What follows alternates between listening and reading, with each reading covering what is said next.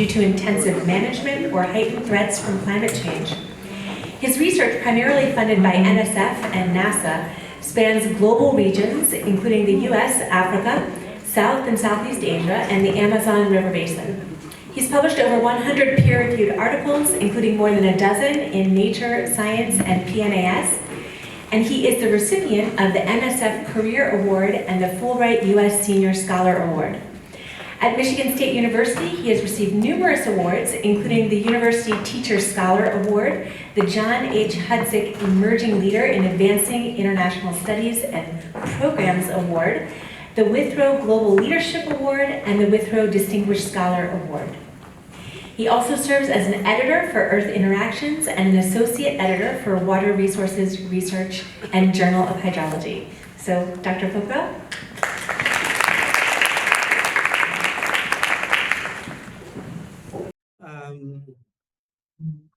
In this presentation, I will bring some perspectives on the modeling side, integrated modeling side of food, water, energy nexus, and I will try to take you around, starting with some projects in the U.S. and then taking you to Brazil and South America, and then some projects in Southeast Asia. And you saw a nice diagram in Amy's presentation, opening presentation earlier, so I'm not going to go into the details here, but food, water, energy systems, they are tightly integrated, and there are many different ways to study these integrated systems. And in this chart and diagram, I highlighted a couple of the connections where we are focusing on. And if you look at food and water, it could be water for irrigation, and that leads to crop yield, food security, and then the nutrient leaching from agricultural areas and so on, energy and water, bioenergy, we talked about this earlier, hydropower, and so on. And that's all there. And in our work, what we try to do is try to see how these things are evolving under the two pressures coming from two sides. One is the climate driver, climate extremes, changing water availability, rising temperatures, extremes, and so on. On the other side, human stressors. We try to manage water resources. That's also, we do that to produce food, energy, and supply water, but also that, exerts some pressure on the water systems. And what we do is we use systems modeling, bringing these things together to look into food, energy, water security, particularly focusing on climate, hydrology, agriculture, energy, and so on. And in some of the projects, we also directly work with, local communities looking into local livelihoods, and that is all about limited resources. How do we optimize and how do we minimize trade-offs among these, tightly interconnected systems, right? And that requires partnerships, and we call transdisciplinary, meaning researchers, stakeholders, local communities who are impacted by all of these and so on. And again, here, there's not much new stuff. Population is growing up, water demands are rising, and Eric talked about water scarcity and precipitation earlier. So in this map that we, from a paper that we published in 2021, if you forget about all the details, just red areas are where the water availability, considering everything that we have from, surface water, lake, rivers, groundwater, aquifers, all of that. If you see red, darker the color, there will be larger decline. And in 2/3 of the world, there will be significant decline in water availability in the coming decades. That's what you see there. And on the, as I said, demands are going up. Demands going up, supplies going down. We reach a point where there is a crisis, and this is not new even in this country. If you go to the Colorado River, there's a water crisis because demands are way higher than the supplies. And what we do is we try to use some of the scientific information to come up with adaptation strategies so that we can make fuel systems more resilient. And I added a slide earlier because Eric talked about precipitation and other things. So if you look at this one, we try to utilize limited water resources for food, water, energy security. And this is a map from New York Times. We have east-west contrast in the United States. West is dry, east is wet. That contrast is getting worse. So if you see, the drier color on the west, that is declining precipitation in the last 30 years. In the eastern part, precipitation is going up. That is one part of the story.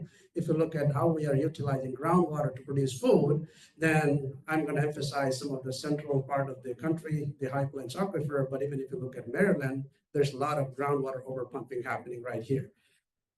So what are the challenges? First, we need to advance scientific understanding. There's a need to better understand water systems or I would say food, water, energy systems, and the interactions among these things, particularly considering intensifying climate extremes like droughts and floods. And then once we do that, on the application side, we're addressing problems. So we need to improve our ability to predict future changes and better manage fuel systems and make decisions under all kinds of uncertainties that we have.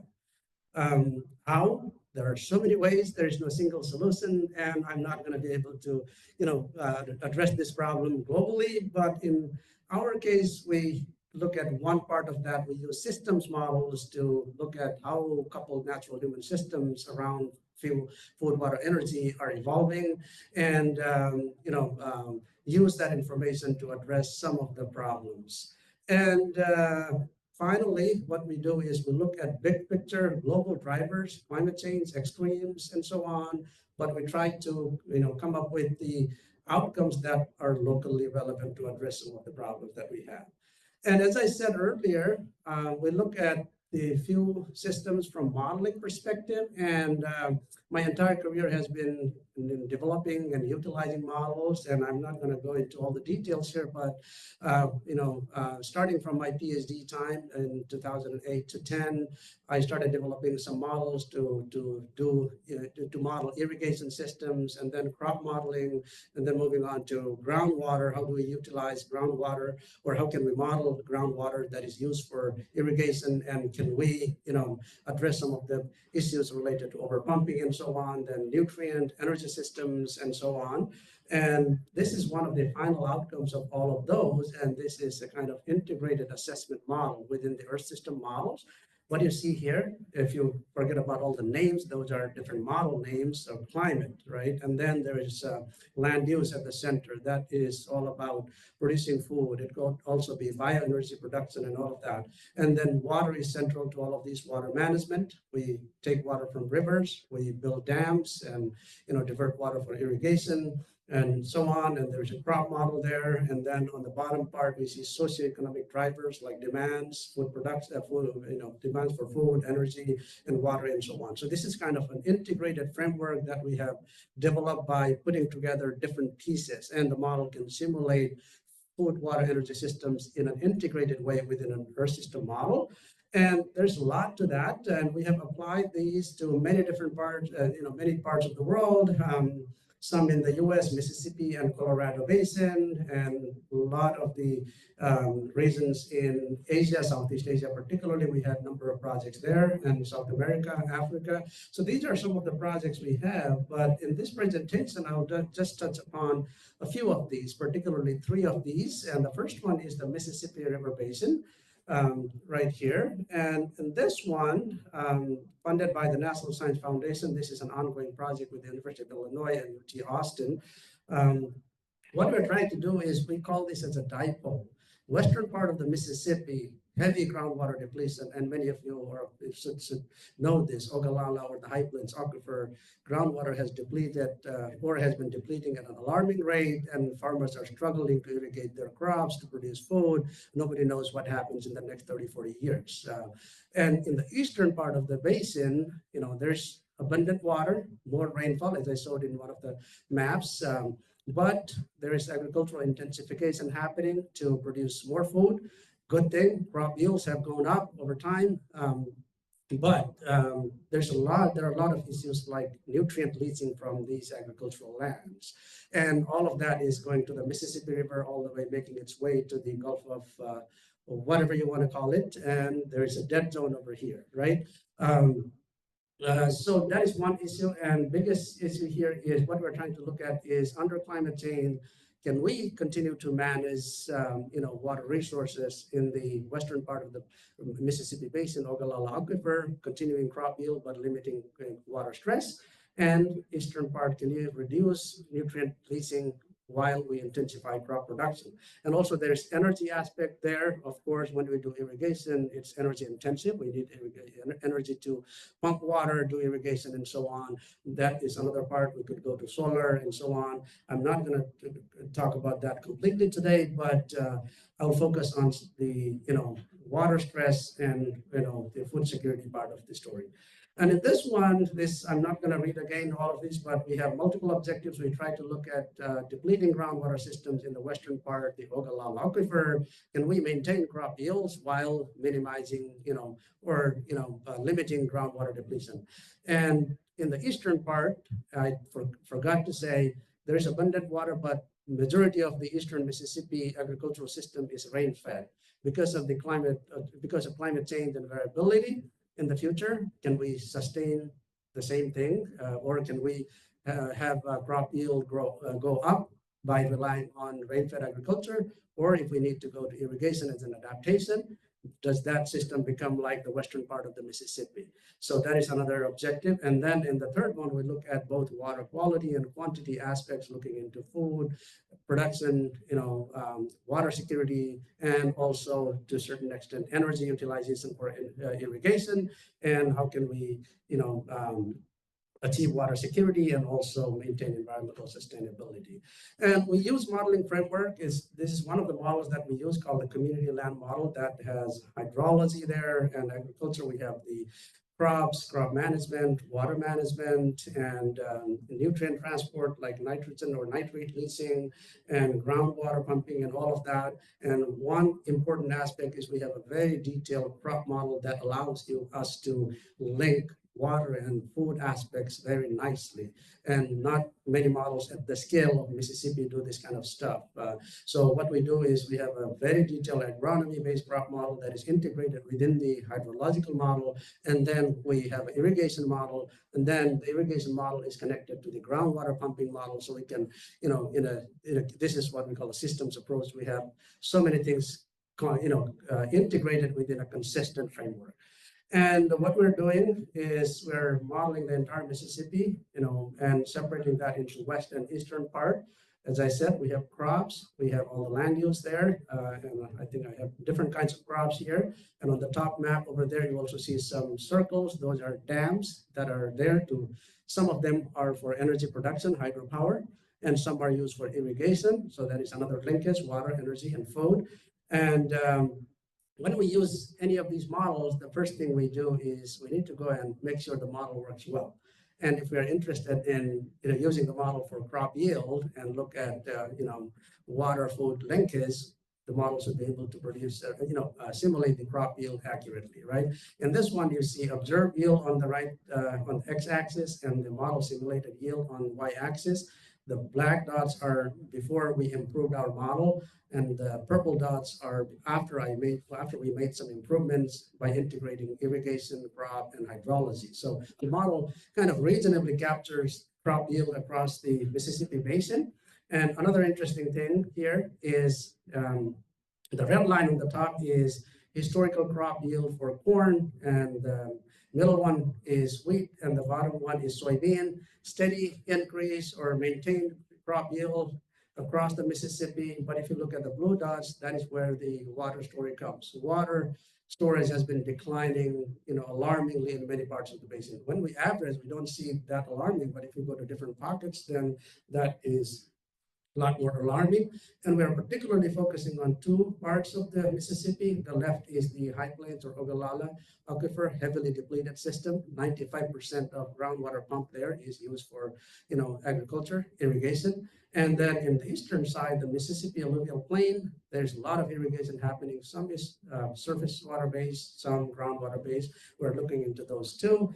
And then another aspect that we're looking into is climate change. And in this one, you see blue bars. These are changes compared to the past 30 years and the middle of the century. If you see blue bars going up, precipitation increases during January to May, June or so. If you look at the orange bars, soil moisture. That is critical for crop growth, particularly in the rain-fed part of the Mississippi in the east. If you look at June, July, August, these are averages from many climate models. Soil moisture will largely decline in that area. And now that may lead to, irrigation as adaptation in those regions? And if we do that, what are the implications on water systems? Do we take groundwater? Will there be groundwater depletion? What happens to the nutrient transport and so on? That is another aspect that we're looking into here. And this is, kind of going into a little bit of detail, what these models do. We have a crop model integrated within hydrology model. It takes the climate drivers over large scales, and then we do simulations. And until this work was done by one of my students, published a couple of years ago, the top on the left is the default model that shows us the depletion of groundwater in the Ogallala Aquifer. You don't see much depletion because the model didn't do integrated, crop hydrology irrigation simulation. On the right side, the big one, United States Geological Survey map, groundwater depletion, alarming. And you see how many meters of depletion over the past couple of decades. And we put all of these things together under our project. What we get is the bottom on the left. That pretty nicely matches with the USGS observations on the right. The model is able to simulate crop yield and is able to, withdraw water from surface water and groundwater, and based on how farmers do with some, information from USDA. And the outcome is we're able to simulate how groundwater is depleting because of intensive agriculture in that region. And the next step is we are doing future predictions. Until when can we continue to pump groundwater in the Ogallala Aquifer? And can we sustain crop production? If not, do we want to go to dryland crops, or should we, in the end, convert to pasture type of land, management, right? Those are some of the things that we're doing. And another aspect here is the nutrient transport.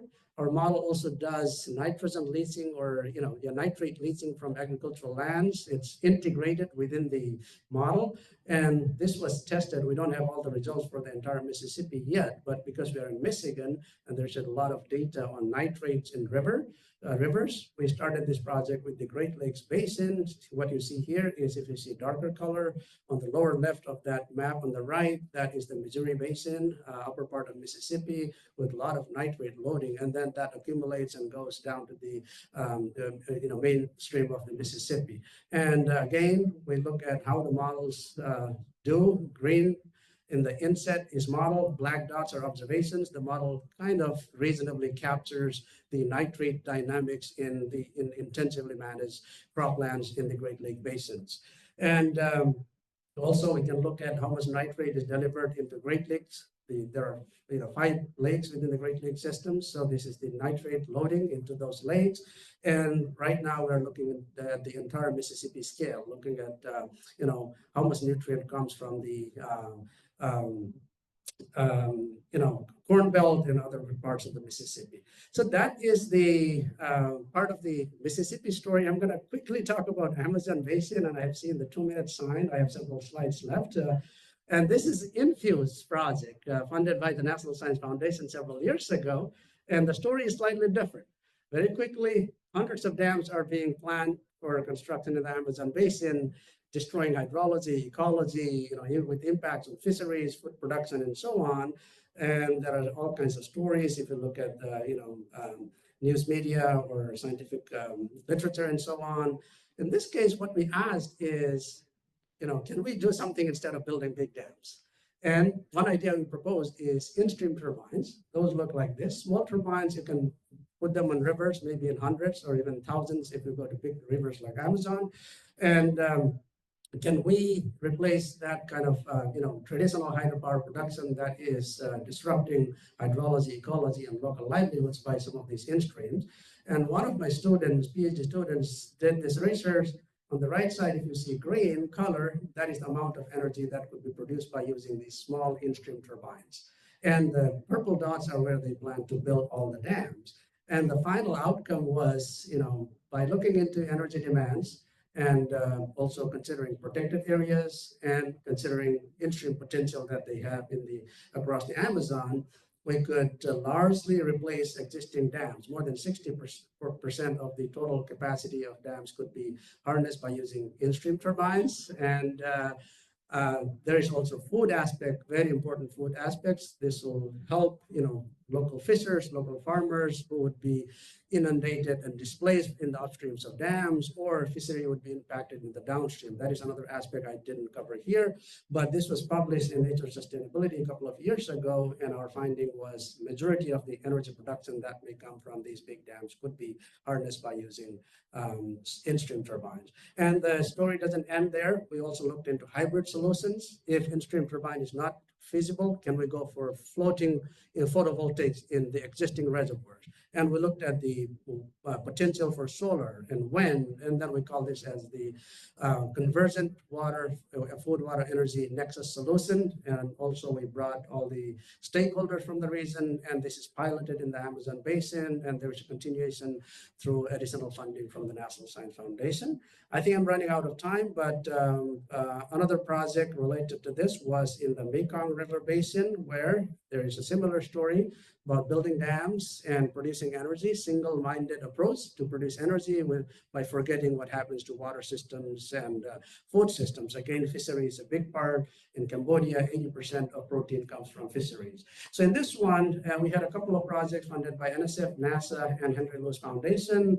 We looked at how building dams is impacting local communities, and maybe I can go to this one particularly. This is a project in collaboration with social scientists who take our hydrological and fuel systems model outcomes, go to the field, talk to the communities, and understand whether they know what's happening because of the construction of dam in the upstream, whether they know anything about climate change, and then talk about what kinds of solutions we could bring. There was a very detailed questionnaire developed for this one, but I think in the interest of time, I'll move on to the next one here. And this is almost the last slide. Recently, this is relevant to the project here with Nepal and Israel. We have started an initiative in the broader Himalayan region to look into food, water, energy systems across different basins there, particularly focusing on climate extremes and trying to understand how resilient food, water, energy systems are across the Himalayan region. This is forthcoming. And this is the team who helped produce all of the outcomes here. And lastly, funding came from multiple agencies, including NSF, NASA, Department of State, and Henry Lewis Foundation. Henry Lewis Foundation. Thank you very much.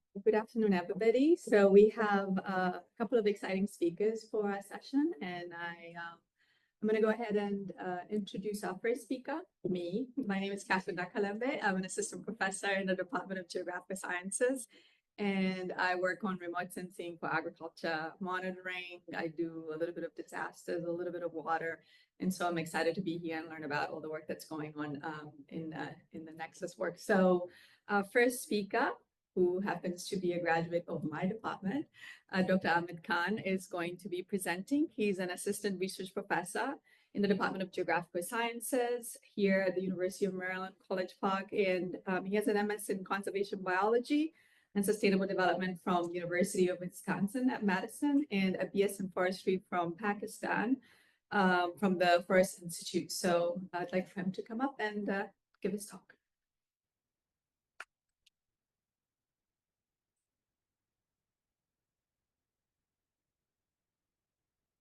Thank you, Kathleen, and thank you to the organizers for inviting me to present this work. I shall be talking about the solid form of water in the HKH region. So the HKH region, or the Hindu-Kush Himalayas Karakoram region, is called the third pole because of its snow and ice and glacial mass. This region has 13 river basins, out of which 9 are extremely important or very significant. And it is shared by 11 countries. And the importance of the snow and ice sheet of this region is that the upper Indus Basin gets its water from 40% from snowmelt and 32% from ice melt. And 3.6 billion people are dependent directly or indirectly on the water that is basically contributed by the snow and ice melt in this region. It is agreed across the scientific community that glacial retreat is faster than the global average in this region. Then the glacial mass loss accelerated by 65% in the last in 10 years between 2010 and 2019. Then Lee et al. Estimates that the glacial cover reduced by 40% in this region during the last 4 decades. And it is estimated that the dependent river basins will get 20% less water in the river systems because of the glacial mass loss of 18 plus 13%, plus minus 13%. IPCC 2022 report states that it's hard to estimate the snow and glacial extent in this region. And then it is projected that by 2100, the glacial volume or the snow volume will be reduced by 30 to 50% in this region, which is significant.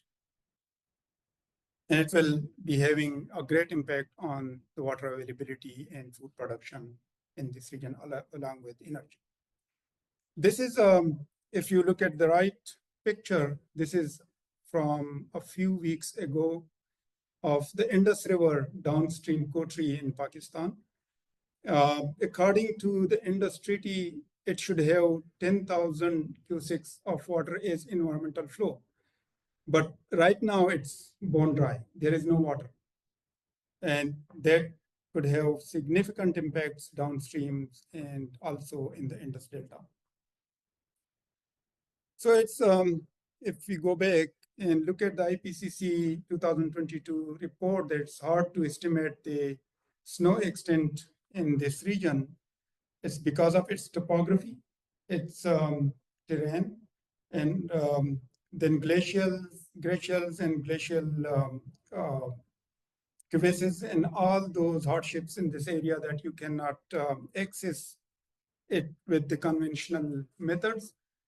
According to the literature, the conventional methods have been there since 1800 BCE to estimate snow and ice in this region, but in bits and pieces. There is no regional approach. The regional approach came in later in this century when the modest data was applied, but that is also suffering from high uncertainty. So in this research, we used the Landsat data, which is a medium resolution satellite data. We take, I won't go into the details of this method, but we take the Landsat archive, we process it in our lab, and develop clear sky 16-day aggregated composites of the time series. And that's available in this form.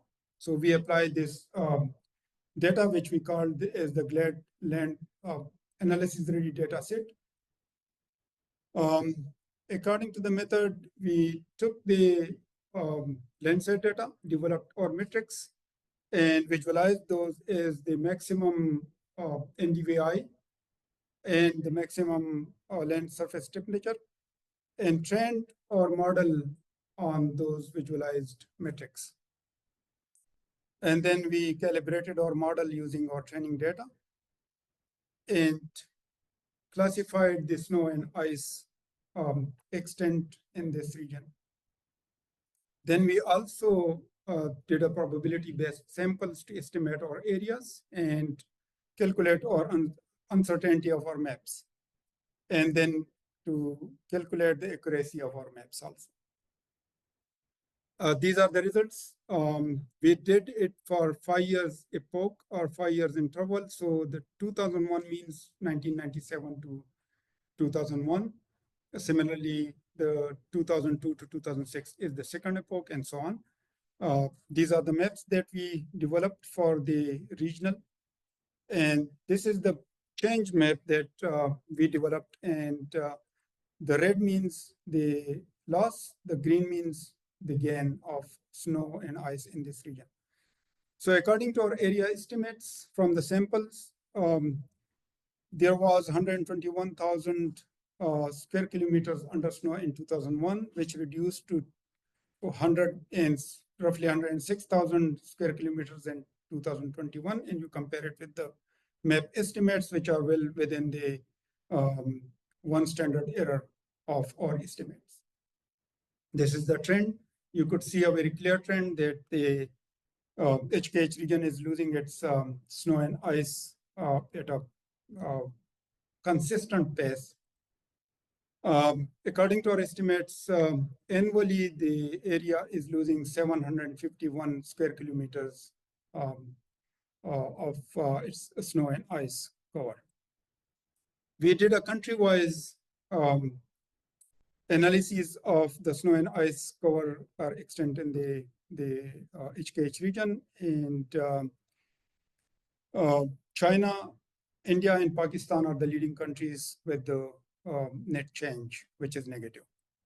Similarly, we did mountain ranges wise estimate, and the Tibet is losing, has lost 22% of its snow and ice.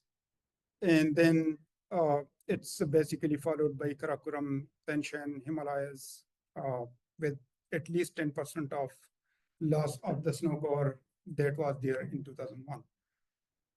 Similarly, we did the river basin-wide analysis of the snow cover, and according to our results, the Indus basin has lost 13%, the Brahmaputra is 18%, and then the Salween with the highest, that is 35%. This is the accuracy assessment that we did. Our accuracy of our maps is more than 99% for the overall, and then over 90% for the users and producers accuracies. Thank you so much.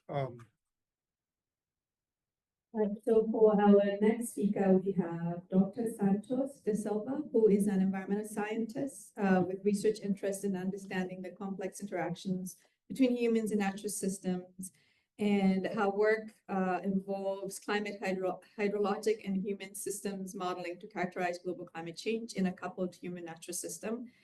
And today she'll be presenting on lessons learned from a multi-country scenario analysis of energy, water, land, climate nexus challenges.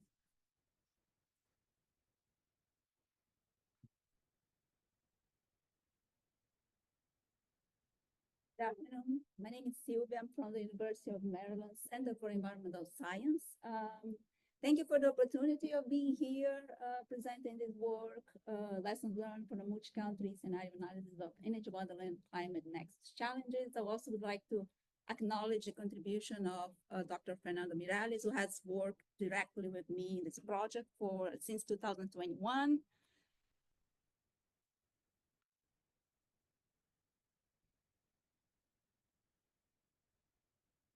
One sec.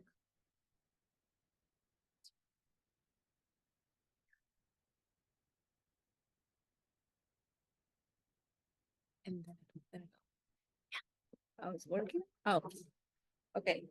So this is outlined. So first, the motivation behind this project. We have been supporting a World Bank initiative. Then I will talk about the framework, how we develop this multi-sectoral analytical tool.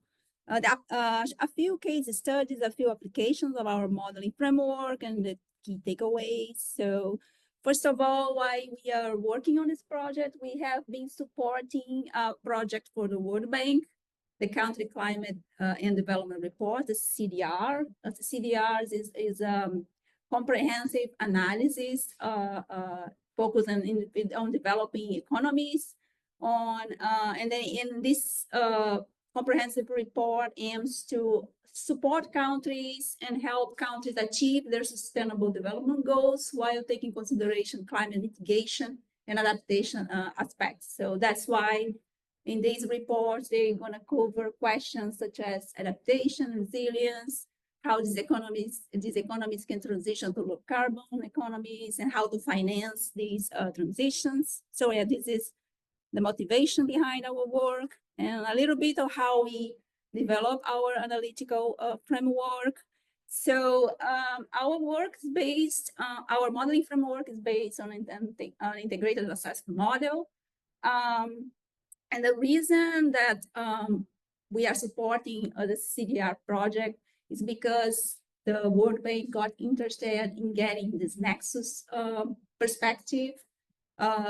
We know that these sectors are strongly interconnected, and it was important to having this a modeling framework that could provide this understanding on the trade-offs and synergies across these key sectors. So we use an integrated assessment model that's capable of accounting for the key Nexus systems. So integrated assessment models have been around since the late 70s, the 80s. They integrate representations of human and natural systems.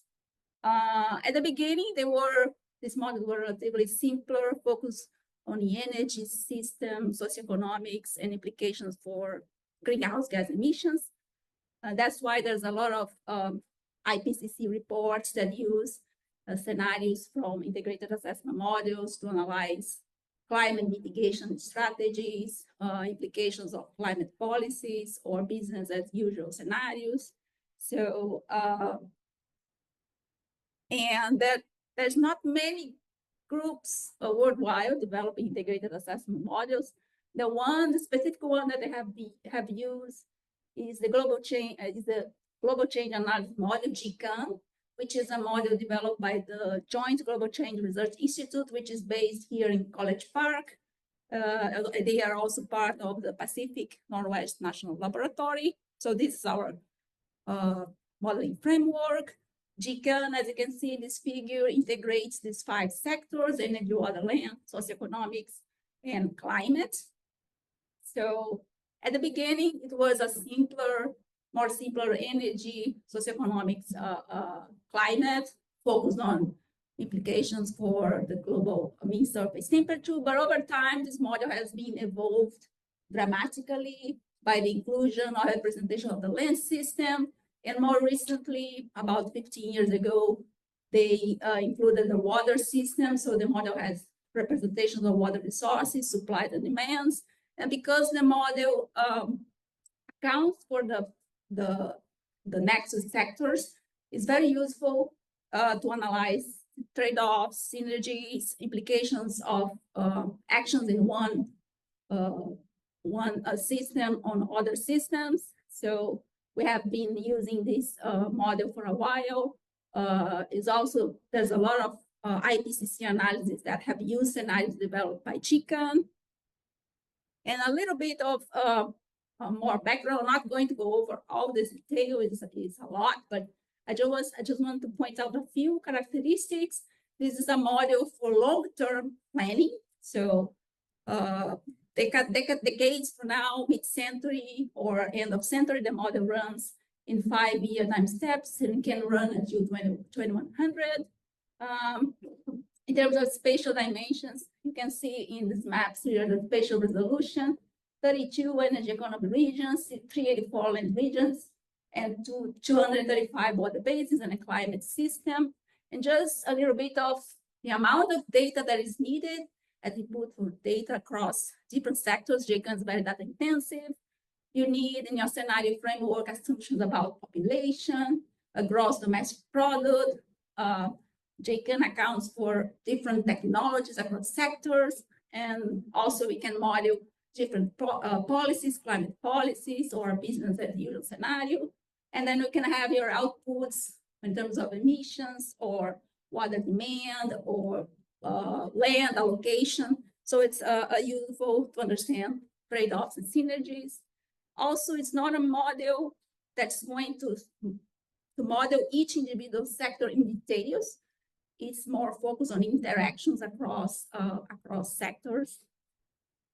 And also not intended to provide a prediction of the future of more like scenarios or visions of possible futures for energy, water, land sectors. So in this, the framework, the specific framework that we developed, GCAN, the default GCAN, as I mentioned,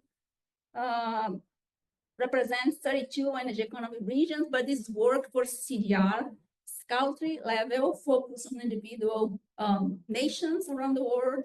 So we have to work in terms of producing specific regionalized versions for these countries.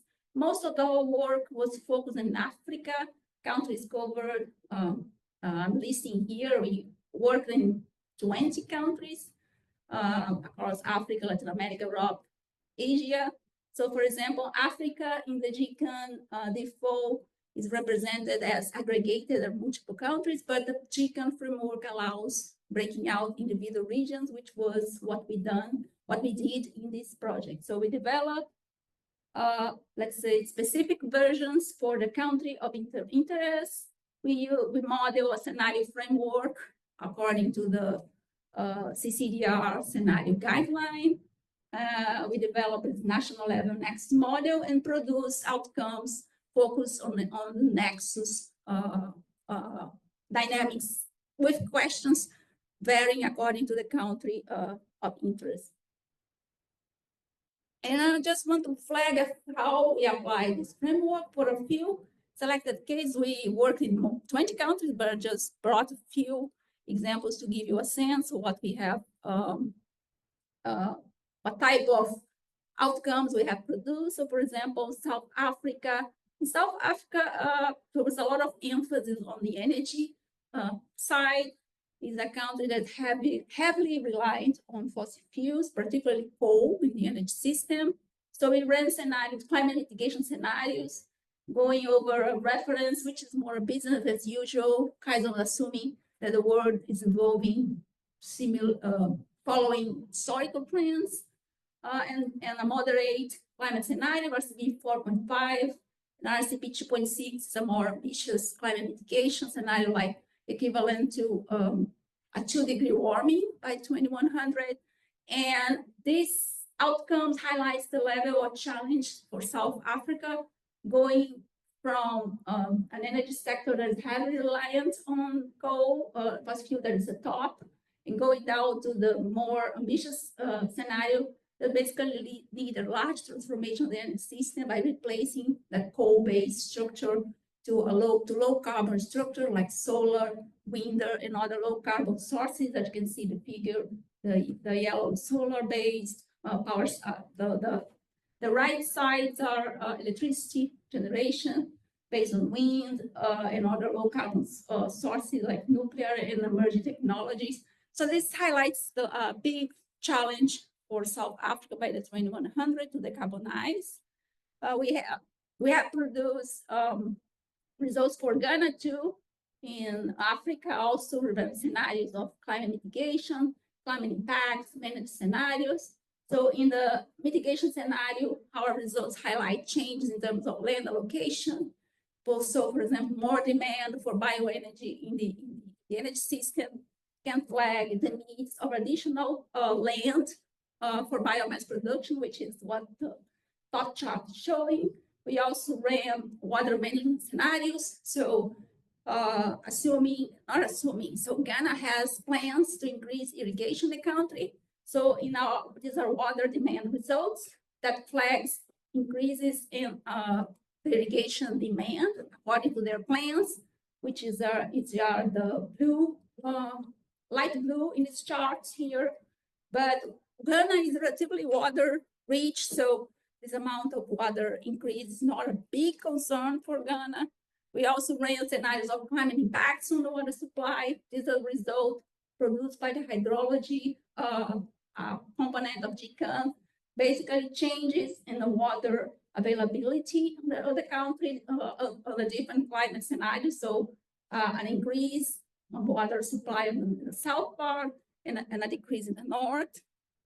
Azerbaijan is another country that we worked on, but it's a different context. It's a water scarce region. So water demand, there is a mismatch between water demand and water supply, large water demands. The irrigation is the major water demand sector. As you can see, this is the water demand figure. The light blue is irrigation, which is the main user of water. We ran scenarios in which we assume improvements in irrigation technology. So currently, Azerbaijan uses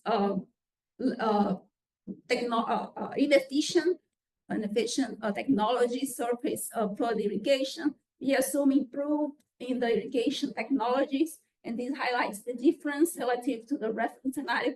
The decline in water demand highlights the need of improvement on the management of the irrigation sector, and also we run scenarios of water scarcity, analyzing water scarcity, how this could evolve with climate change.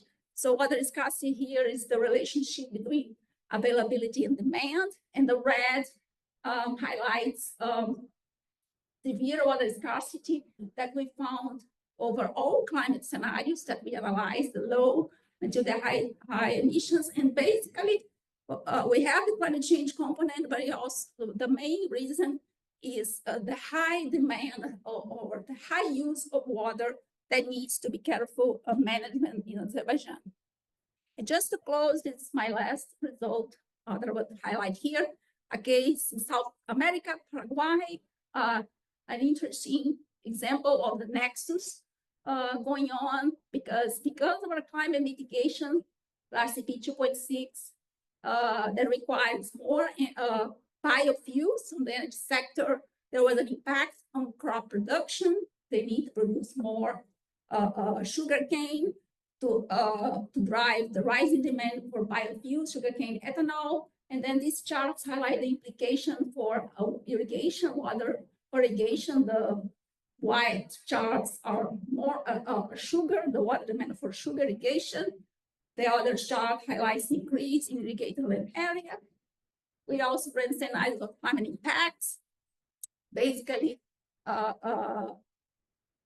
these results highlight the loss of agricultural production for certain crops, but to compensate, the model highlight the needs of increase of irrigated land as climate irrigation area as an adaptation for losses in crop productivity across Paraguay. And just to close some of the lessons learned, so we have supported the CDR project, and we have flagged significant amount of Nexus interactions that are relevant in terms of decision making. Our modeling framework is useful, pointing out these trade-offs, which is something that, for example, a sectoral model cannot make. So that's the utility of the value of our modeling framework. We have learned a lot from the interactions of local teams and with the local data that we have used to calibrate our model. We also have been working in capacity building. We have given trainings about the use of GCAN, and I hope that we can continue this initiative over the future. So thank you so much for your attention. And if you have any questions, thank you.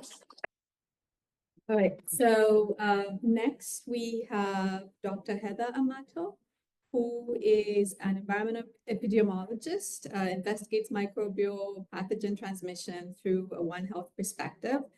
This means that she employs spatial and molecular epidemiology to assess interventions like water, sanitation, hygiene, and mass drug administration aimed at reducing pathogen spread and antimicrobial resistance. Her research integrates environmental pathogen surveillance and community knowledge to identify key exposure pathways among vulnerable populations, including mothers, young children, people experiencing homelessness, and farm workers. Please welcome Dr. Heather.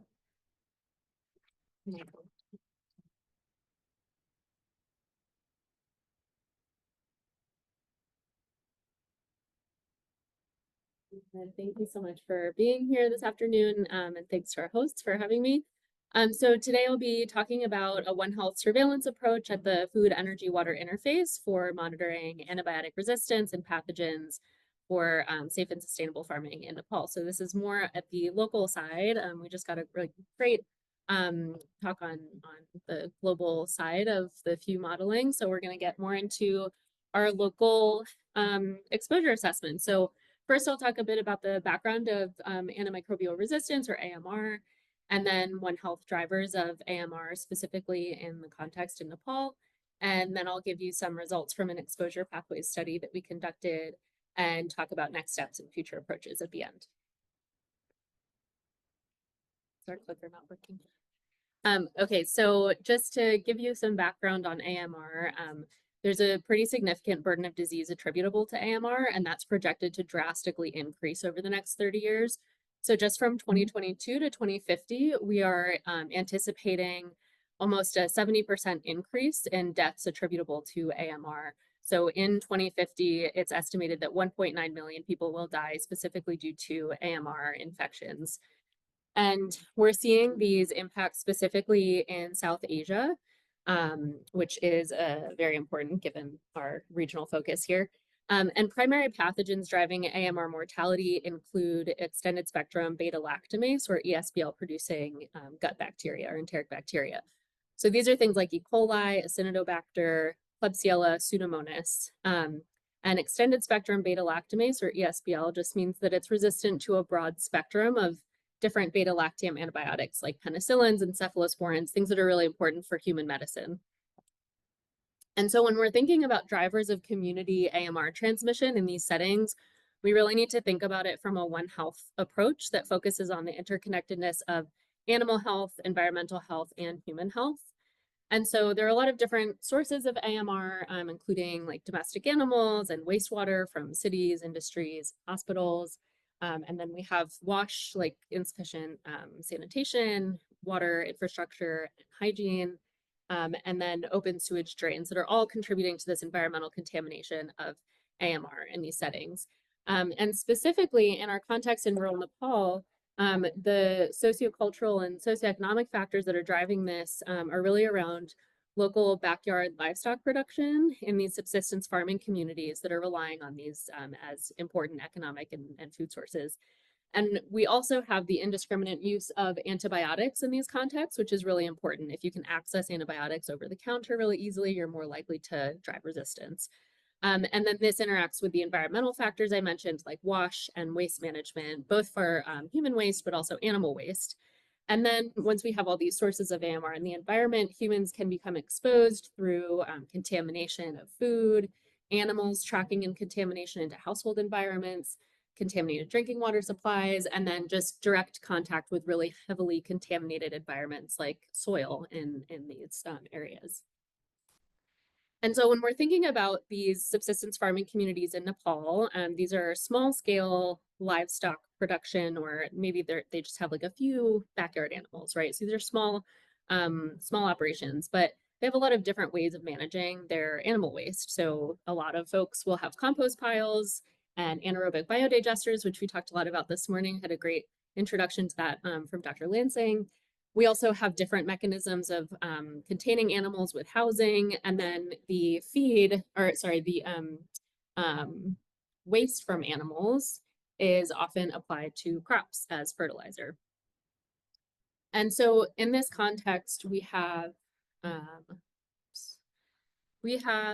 these anaerobic biodigesters on a really small scale. So we talked about large scale systems this morning, and these were at the household level in Nepal. And it's a really interesting piece of this puzzle. These biodigester systems on the small scale have really great benefits. As we talked about earlier, there are great economic benefits like reduced costs of firewood. We have our climate benefits like reduced deforestation, and then potential health benefits when we're using the biogas that's produced from these homes instead of wood burning fuel or wood burning in kitchens. We're reducing household air pollution and respiratory illness. We also think that they're hopefully preventing fecal contamination in the environment by containing animal waste and human waste, but we don't actually think that that is always the case. So that's what we were further interested in. So a previous study that we did found this sort of unintended risk of these biodigesters, and we found that there was a 31% increase in child diarrhea associated with households using these small-scale systems. So what's going on here? We didn't really know, but we hypothesized, oops, just gonna turn down the volume a little bit. We hypothesized that the exposure pathway was via caregiver hands. They're directly collecting animal feces with their hands, and they're having to mix this slurry in the biodigesters to get it to actually go down into the digester itself. And that's a huge risk of contamination if these mothers are then going on to prepare food or interacting with their children and they haven't sufficiently washed their hands. And these digester systems are several decades old at this point. So that's why there's more of hands-on use required here. And so to get at this exposure pathways hypothesis more, we conducted a study in Kavre Planchuk district in Nepal. And our primary question was, do animal waste management practices, including using these biodigesters, impact AMR along key exposure pathways in these communities? So we conducted a cross-sectional study across 30 tolls at 300 households. This was in 2023. And we conducted interviews and observations to ask about all sorts of different animal management and waste management practices. And we also collected samples to get at the antimicrobial resistance and fecal contamination questions. We collected child and mother hand rinses, soil from child play areas, as well as effluent from these small-scale biodigesters. So we used culture-based detection and quantification methods to look at antimicrobial resistance. So in each of our samples, we use the IDEX quantitray method, which is a way to quantify fecal indicator bacteria like E. coli. But in the second tray that we used for each sample, we added an antibiotic supplement, cefotaxime, so that anything that grows in that tray will be resistant to cefotaxime. So we can quantify the levels of resistant bacteria in our samples. And then finally, for our hypothesized highly contaminated environments like soil and effluent, we also cultured specifically for ESBL producing E. coli. So overall, our findings in terms of the prevalence of these contaminants and specifically cefotaxime resistant total coliform and E. coli, we found really high levels in the biodigester samples in yellow. So high prevalence of drug resistant E. coli in those samples and really low prevalences on hands for the most part, but we are still seeing some drug resistant total coliform on hands and in soil in these contexts. Interestingly, we didn't see a difference in contamination between households that did or did not have a biodigester. So there's some more nuanced things happening in terms of our exposure pathways. And then we estimated the proportion of the actual number of E. coli that were resistant in each sample, so the levels or concentrations of resistance. And we actually did see that on child hands, we saw that quite a lot of the E. coli detected were actually resistant to cefotaxime. More so than even in soil, which was very surprising. Overall, for ESBL producing E. coli, we found 20% of soil samples had ESBL. Again, there was no difference between households with and without biodigesters, so we need to tease out a little bit more about what are the exposure pathways there. And then for the effluent samples, 35% had ESBL producing E. coli. We looked at associations between all of the different animal management and waste management strategies and AMR contamination. And we found that AMR in soil was linked to owning chickens and goats, which are often free-roaming animals. And using biodigesters actually reduced the odds of AMR in soil, which was maybe not expected, but really interesting result. AMR on hands was linked to the caregivers handling dog feces, cow, buffalo feces, mixing the biodigester slurry as we hypothesized. And then an unexpected result was that composting animal waste, so not just putting in the biodigester, but having a composting pile, was associated with reduced AMR on child hands. So again, some really nuanced things happening here. So next, we are working on teasing out specific exposure pathways and mitigation strategies. So one relationship we're interested in is how soil contamination impacts hand contamination. There's like a potential link there, right? So we did find that for children's hand contamination, higher soil levels were associated with higher E. coli on hands for children's hands. We didn't find the same with caregiver hands. And then we did find that owning a hand washing station was associated with lower E. coli contamination on the mother's hands, but not on children's hands. So we don't know for sure what's going on, but we think that maybe caregivers are more likely to use the hand washing stations, but children are not actually practicing hand washing. So there could be a potential opportunity for a really crucial behavioral intervention there. We're also really interested in looking at the link between AMR in the biodigester effluent and on hands, looking at the impact of biodigester maintenance issues and broken parts on AMR and effluent. And we have a great team of Global Steward students working on that. Where'd they go? They're around here somewhere. Yeah, I'm really excited for that this summer. And then other routes of exposures related to biodigesters. Maybe we need to be focusing more on the food crops and the contamination from the biodigesters to the fork. And then next, we are looking beyond fecal indicator bacteria towards broad pathogen surveillance with this qPCR panel that can detect up to 48 different gene targets. So resistance genes, virulence factors of bacteria and parasites. So we're gonna do this work this summer with one of my master's students that's also here. And beyond this, our final goal is to really expand local sequencing and bioinformatics capacity. So there's a lot of opportunity to engage in things like long-read sequencing and whole genome sequencing, metagenomics approaches, and really build up the genomic surveillance capabilities in Nepal specifically. So this summer, we're working with our partners to do some data analysis and bioinformatics training so that we can do things like strain tracking between hosts and environmental reservoirs, and even look at the mechanisms of transmission for antimicrobial resistant bacteria. And just my last slide here, quick example of what that could look like. So on the left here with whole genome sequencing, we can actually track ESBL E. coli transmission between kids, chickens, and dogs, both within the same household, but also all the way across the community up to like 8 kilometers away. They're still sharing those bacteria. And then on the right, we have more of a metagenomics approach where we can really look at a whole range of different ESBL bacteria and the abundance and diversity of resistance genes. And so I think there's just a lot of opportunity here to expand this both beyond the biodigester context, but also looking into food and waterways and really expanding environmental surveillance in the region. So with that, thank you so much to all of our great partners at Dulacal Hospital and the funders of all of this work. Yep, thanks. Our last presenter is Amy Warner, who's a doctoral candidate in Global Environment and Occupational Health Department here at the University of Maryland. Through her work in water quality, outreach, and wellness lab, she investigates the microbial quality of harvested rainwater used as supplemental irrigation on urban farms.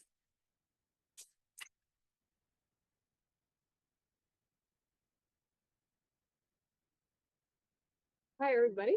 I am delighted to be speaking with you today about a project led by Dr. Rachel Goldstein that I am so happy to be a part of. We have a few of our partners here in the room as well. And today I will be sharing a piece of that project that looks at pathogen presence in harvested rainwater. And we're going to be bringing it even closer to home with a study done on a peri-urban farm in Maryland. So what exactly is harvested rainwater?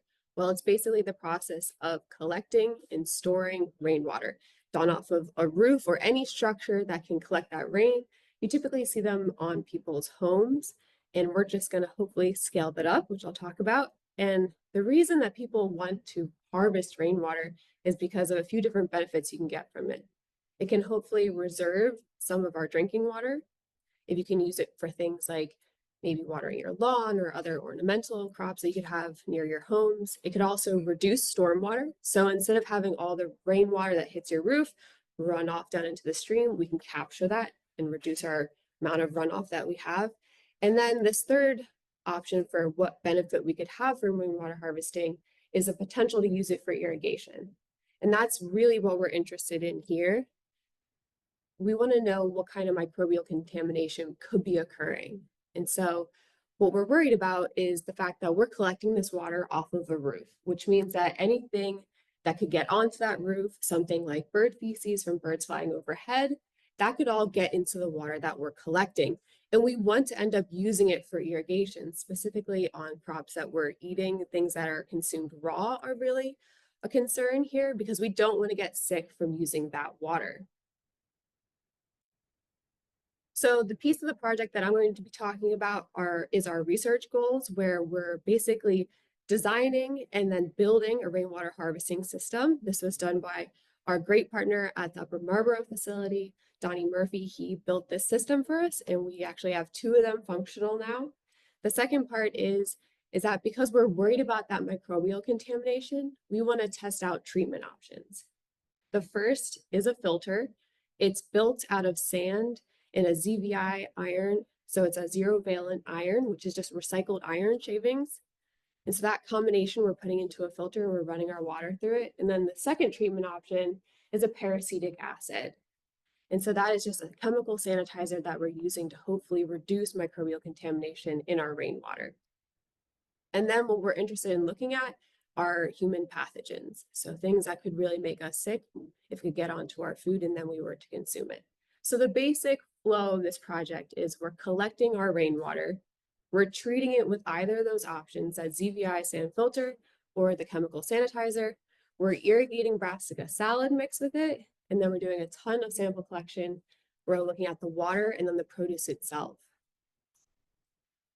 So what this looks like in a diagram here is that we are working on a peri-urban farm. So this is a farm in Upper Marlborough. We are collecting rainwater off of a barn. So it's an asphalt roof. We have this system that, again, our farm partner built, which basically was we used the already existing gutter system on the barn to capture the water. And then we flow that water down the downspout and into a large IBC tote. Before it gets to our IBC tote, we have what's called a first flush diverter. And other studies have shown that typically that first bit of water coming off of the roof can be the dirtiest. So we're diverting that water and not using it for irrigation. So once we have our water in this IBC tote, we're then diverting some of it using a pump into another barrel where we're treating it with the peracetic acid, or we're running it through that sand and iron filter. And now what it actually looks like in practice, here we are in Upper Marlborough. We have our lovely barn that we are collecting off of. These are 2 IBC totes here. They're both over 300 gallons, so we're able to capture a lot of rainwater. And then we are working in a high tunnel. So that's this structure here that you see on the right. That's a metal frame with the plastic covering over top of it. You can often call it like a hoop house or a greenhouse. We call it our high tunnel, but that's where we're growing in. It's also where we've stationed our treatment area. So we have our IBC tote that we move closer to our high tunnel, and then that is where we're pumping it through the filter, which you can see here is it's in tan, that little canister. That's a commercially available pool filter that we've then filled in with sand and iron shavings. So we are pumping our water from that IBC tote through that filter and then storing it temporarily until we use it to irrigate, or we're pumping it right from the tote to another barrel where then we can dose with the peracetic acid. And then we are stirring that, getting it to a concentration that works really great, similar to how you would do if you were at a pool or someone at a pool would treat with chlorine. We're basically testing the concentrations. And then we're taking all of these different water types and we're using it to irrigate. So we are growing a brassica salad mix, and that's what you can see here on the right. It was a really great day when we show up and it grew beautifully. And then we're actually going to be collecting that. So what we're collecting is water samples from the first flush water. Again, that was not used to irrigate, so we only have water from that. But then we're collecting water and produce samples from all of our water treatment types. And then we added in municipal water there just as our control. And we grew up 3 different plots for each water type. So we had a lot of produce that we collected on our harvest day. So as I mentioned at the beginning, we are specifically interested in pathogens. And the reason that we're interested in this is because we want to look for things that could potentially make us sick. So in this case, we're specifically interested in Salmonella and Listeria monocytogenes. And we picked those 2 because they make a lot of people very sick every year. And we also know that they have been linked to irrigation water when there's been an outbreak reported. So they're very relevant to what we're interested in.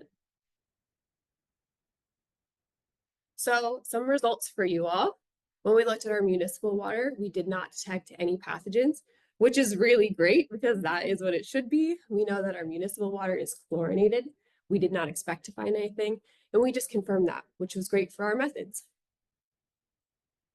when we looked at our Listeria monocytogenes, we did find it. And so if you look at our picture on the right here, those bright blue or green colonies, that's the Listeria monocytogenes. So we did have it show up.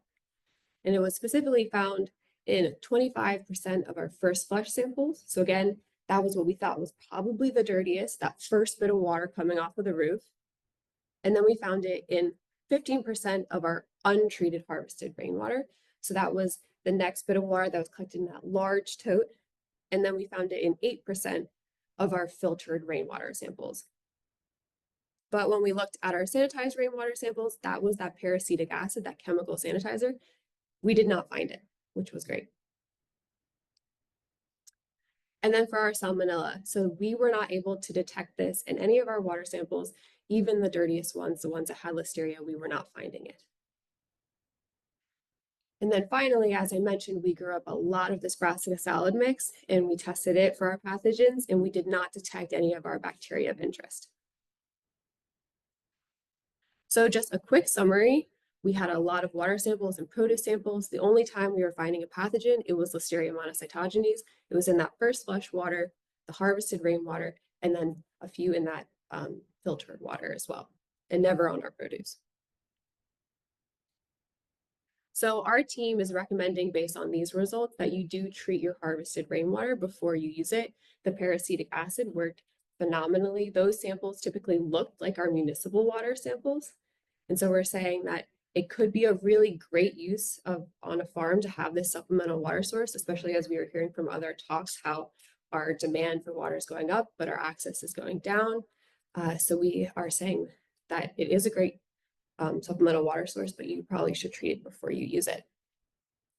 And so this project was a part of a much larger project that is run by a wonderful team of people who are on the farm and helping us actually build these systems and water the plants every day, to people who are in the lab and doing the sanitizing work or the plant work. And so I'm very grateful to be part of this team. We are supported by the USDA, and then I've been fortunate enough to be supported by Global Futures, as well as being a global steward. And we are in the middle of our second phase of this project, where we are actually moving to an urban farm, setting up another system and running that as well. And so we are going to be getting more data as we move through that project. And if you'd like to follow along, we have our website here listed, and I'm happy to take questions.